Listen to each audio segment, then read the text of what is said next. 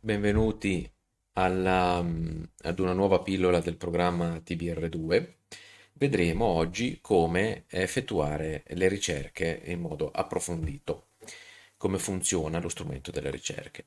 Allora, ci concentreremo in particolare su questa area, su questi pulsanti fino a questa, diciamo, a questo cerchiolino con lo spicchio così da illustrarne il loro funzionamento. Allora sappiamo che per effettuare una ricerca noi possiamo scrivere un termine o una parte di quel termine all'interno di questa casella word search. Allora facciamo un esempio di un termine intero, pain. Ecco, vedete innanzitutto che mentre io scrivo compare una tendina. Questa tendina presenta l'elenco di tutte quelle parole o parti di parola che sono associate a dei sinonimi.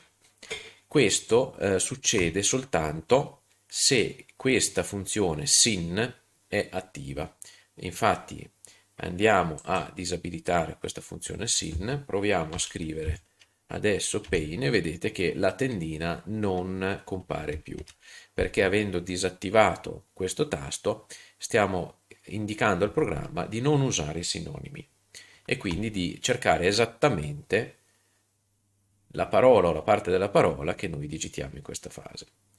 Allora noi adesso riabilitiamo il pulsante SIN, così vediamo in dettaglio cosa significa la ricerca con i sinonimi e andiamo a vedere per esempio la rubrica 226. Vedete la rubrica 226 non presenta la parola pain nella rubrica, insomma, nel percorso della rubrica, regional trunk, neck, glance of neck, ma presenta la parola pain e i suoi sinonimi nelle note, qui, in questa zona. Infatti vediamo che ehm, sono evidenziate con colori diversi tutte quelle parole che fanno parte di Pain e dei suoi sinonimi. Infatti Pain è in giallo, Hurt è in verde e Ache in rosa. E per ogni rubrica, naturalmente, vedete che a seconda del numero di sinonimi eh, che vengono trovati, ci sono colori differenti, come sore e pain, in questo caso sono due, e via dicendo. Ci possiamo spostare all'interno della ricerca con le freccette. Allora, torniamo alla nostra rubrica 226 ehm, che compare solo perché la parola o i suoi sinonimi è trovata nelle note. Naturalmente, se io non volessi questo tipo di comportamento, ma volessi cercare soltanto il termine all'interno della rubrica, è necessario disattivare il tasto note. Disattivando il tasto note, vedete, andando tutto in alto per trovare i primi risultati, la rubrica 226 non compare più.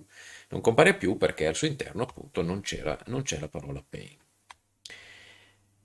Ma ad esempio andiamo a vedere cosa succede se disattiviamo anche il tasto SIN. Allora, se vedete la rubrica 794 presenta al suo interno la parola hurt che è un sinonimo di pain. Se io non volessi nemmeno questo tipo di comportamento, ma volessi proprio cercare il pain, allora disattiverei anche il tasto sinonimi e a quel punto soltanto la parola pain viene cercata all'interno delle mie rubriche.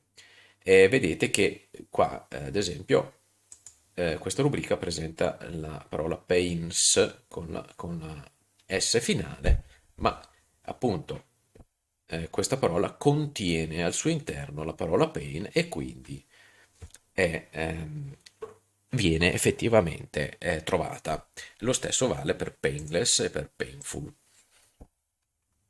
Notate inoltre che avendo disattivati i sinonimi, io ho sempre soltanto l'evidenziazione delle parole in giallo e non ho altri colori perché giustamente viene correttamente cercata solo la parola pain. Ehm, Abbiamo parlato della ricerca con una parola, ma eh, è possibile inserire in questa casella più parole. Allora, riattivando i sinonimi eh, digitando uno spazio tra una parola e l'altra, vedete che compare nuovamente la tendina che suggerisce i sinonimi. Ad esempio, noi andiamo a cercare sleep, ecco, vedete, pen e sleep ehm, vengono cercate in questo momento in modo contemporaneo, sia come parole singole, sia attraverso i loro sinonimi, perché ho attivato questo pulsante. E infatti, vedete che in questa rubrica compare il termine sleep e compare il termine hurt, che è un sinonimo di pain.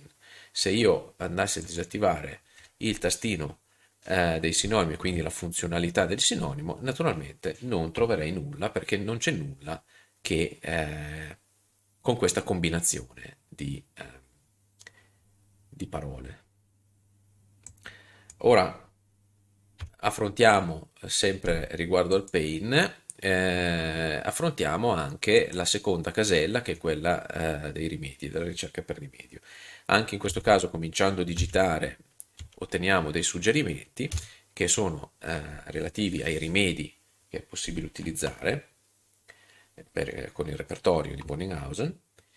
E il rimedio bella donna, in questo caso lo stiamo abbinando alla ricerca pain e quindi vengono trovate tutte quelle rubriche che contengono la parola pain e che fanno riferimento al rimedio belladonna. Vedete? È possibile, e in questo caso vengono ordinate anche per grado, dal più grande al più piccolo. È possibile scrivere anche un altro rimedio, a più rimedi, come per la ricerca con le parole chiave, è possibile inserire più parole, lo stesso vale per i rimedi e è anche parte dei rimedi. Infatti, se io digito AR, in realtà vedete che con AR il programma cerca addirittura tre rimedi, che sono Argentum, Arnica e Arsenicum. E, e da qui possiamo già notare che, come avevamo già notato in precedenza, l'elenco è lungo. Allora, innanzitutto possiamo c'è un divisorio qui che si vede relativamente poco, ma che si capisce perché la freccina diventa nera, vedete? Io cliccando e trascinando in giù questo divisorio, ecco, intanto posso allargare la finestra di ricerca in modo significativo. E poi, nel momento in cui ho effettuato una ricerca attraverso le parole chiave e attraverso i rimedi, posso notare che eh, fino a un certo punto compaiono tutti i rimedi, da un certo punto in poi invece qualche rimedio manca. Se io volessi avere immediatamente presente solo quelle rubriche che contengono tutti i rimedi e non le altre, allora dovrei usare questo tasto, questo cerchiolino azzurro. Clicchiamolo e vedete che questo cerchiolino azzurro mi mostra soltanto le rubriche che contengono tutti i rimedi. Diversamente, se usassi questo cerchiolino con lo spicchio, eh, mi viene mostrato esattamente il contrario. innanzitutto vedete che nel momento in cui io attivo una funzione si disattiva l'altra. Queste due funzioni sono una l'opposto dell'altra, diciamo. Quindi da questa parte io visualizzo solo tutte le rubriche con tutti i rimedi e qui vedo tutte le rubriche a cui manca almeno un rimedio. Vedete infatti qui per esempio nella prima rubrica manca l'argento. Ehm, In questo caso le rubriche sono ordinate per somma dei rimedi. Per somma dei rimedi. Fino all'ultima in cui compare soltanto, vedete, un rimedio che è di grado 1, tra l'altro, molto, diciamo così, ridotto. Se io volessi recuperare i miei altri spazi, lo spazio delle note e lo spazio della repertorizzazione, semplicemente vado con il mouse in fondo dove c'è il divisorio, aspetto la freccetta nera, clicco e rialzo, diciamo, il divisorio fino a quando, fino a posizionarlo dove ritengo più opportuno. C'è un'ultima cosa, ci sono anzi altre ultime due cose da dire, è che cancellando naturalmente le caselline, la tabella della ricerca viene cancellata, si pulisce automaticamente e rimane solo da vedere questo bottoncino che in realtà è molto semplice. Cosa serve questo bottoncino? Serve per fare in modo che il programma inserisca automaticamente le rubriche all'interno della tabella repertoriale quando io le indico per numero. Nel momento in cui io le indico per numero, vengono riconosciute come rubriche, diciamo così, specifiche ed essendo attivato questo bottoncino vengono messe giù. Se io andassi a duplicare una rubrica, vedete, ho rimesso l'1, non succede niente, vengono automaticamente eliminate.